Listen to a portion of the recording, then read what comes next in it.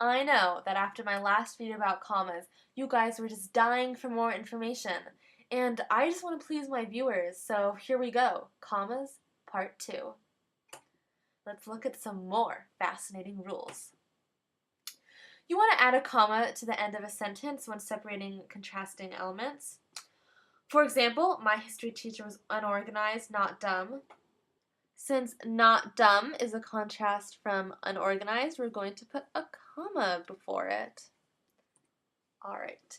You also want to put a pair of commas in the middle of a sentence to separate a phrase or some words that are not critical to the meaning of the sentence. For example, the school bus, which always left at 7 a.m., was late. Since you can say this sentence without adding the detail of the school bus always leaving at 7, we're going to put commas there. So a way to think to yourself about whether or not you need to put commas before a phrase is if the sentence can make sense without that phrase, then you probably want to put commas before it. For example, the school bus was late makes complete sense, so we're going to put commas before the phrase, which always left at 7 a.m. Alright. You also use commas to separate dates, addresses, and geographical locations.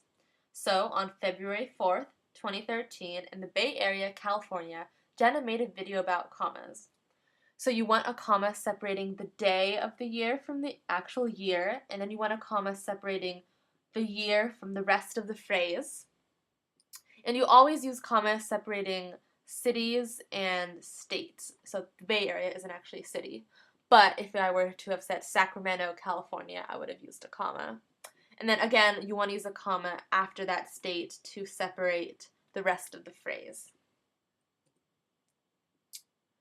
So you also want to use commas to prevent confusion or misinterpretations of sentences.